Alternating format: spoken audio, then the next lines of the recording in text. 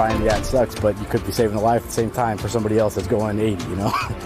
The City of Redmond set up new cameras to catch speedsters in the act. How much you'll pay if you get caught.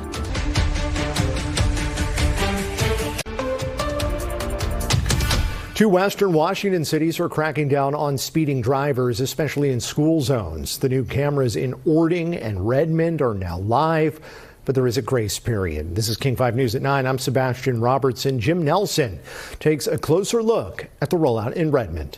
Redmond is watching. There have been issues with speeding, targeting school zone speeders. And it is a concern because we do have a lot of kids out. New cameras popped up in 3 strategic areas. First, outside Redmond Middle School and Redmond High School. In each area, the city clocked 1 in 5 drivers speeding during a survey last year. That number jumps to more than half near the other site, Rose Hill Middle School. There's a lot of kids that I see every day, every morning walking to school. So Dylan Frederick lives in this neighborhood, but now it's personal. I have a new baby, so I think even more about this as a parent now, so I think it's a big deal. So right now the program is in a 45-day warning period. No tickets, the city just sending a message.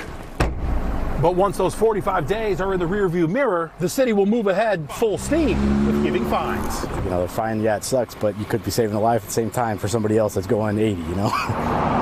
Fines range from $110 to $250. They'll cover road and pedestrian safety improvements. As for privacy, state law limits these cameras to the cars and plates, no faces. They can only snap pictures when there's a violation. At Redmond Middle and High School, the new cameras are clear as day, towering above the main drag. But outside Rose Hill, cameras are noticeably absent. Because I think where it is located, although I'm sure it's going to be helpful, I don't think it's the most ideal spot. That camera is a couple blocks away on 140th Street, and not where another neighbor says it could be more useful. And we do hear a lot of, honking and frustrated people and people trying to maneuver around.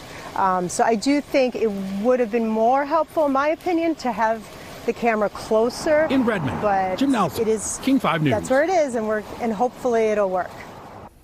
We mentioned Orting. Those cameras will be located at multiple schools along Washington Avenue North. Fines and citations will start being issued in 30 days. Violations will be reviewed by an Orting police officer. Speed cameras have generated more than $800,000 in the last 6 months in Milton. The city added the cameras in November. Since then, nearly 15,000 tickets have been issued. Most of them were for speed violations in a 35-mile-per-hour zone, and over 1,000 were speed violations in a school zone.